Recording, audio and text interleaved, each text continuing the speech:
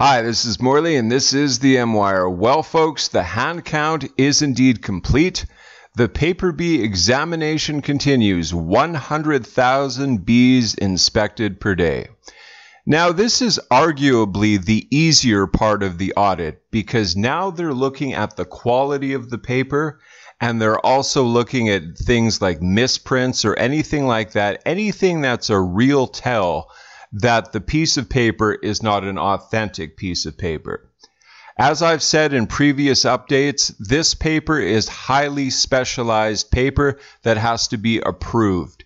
You cannot just run down to your local print shop and get something printed on this very same paper. So there certainly will be a lot of tells involved as far as the paper is concerned. Whereas when they were doing the hand count, obviously they were doing things like cross-referencing names with the V registration and whatnot, making sure that you actually live in the state, and quite frankly, making sure that you're not dead, which would certainly preclude you from casting a bee, wouldn't it?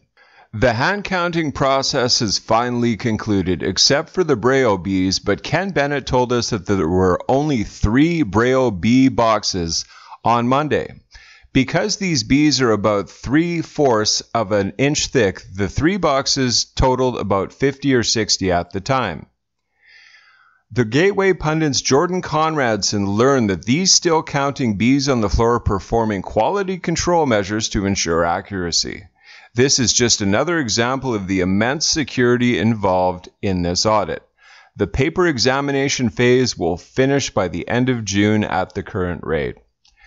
So that's it, folks. Once this is done, the report comes out, and that is essentially that.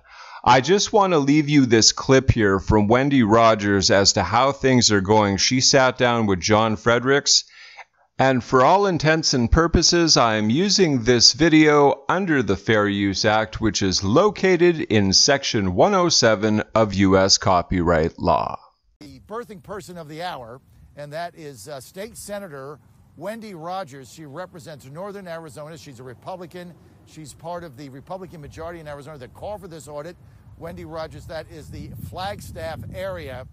And she sent a scathing message to Attorney General Merrick Garland the other day, who decided to now all of a sudden weigh in on Arizona's audit, which they have every right to do under the 10th Amendment, and say, hey, if you guys touch these ballots and go forward with this, we may be putting people in jail. That was enough for State Senator Wendy Rogers, who's joining us now. Senator Rogers, thank you for being with us. That obviously hit a nerve because you sent back a scathing message to Attorney General Garland. Can you tell everybody what you said?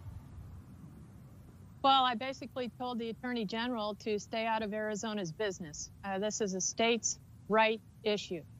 And the DOJ needs to concentrate on what its role should be, which is to protect our border, prevent drug trafficking and human trafficking on our border, and realize that we don't need them interfering here with our audit of 2.1 million ballots in Maricopa County, which has been, as you said, John, upheld by 4 different courts.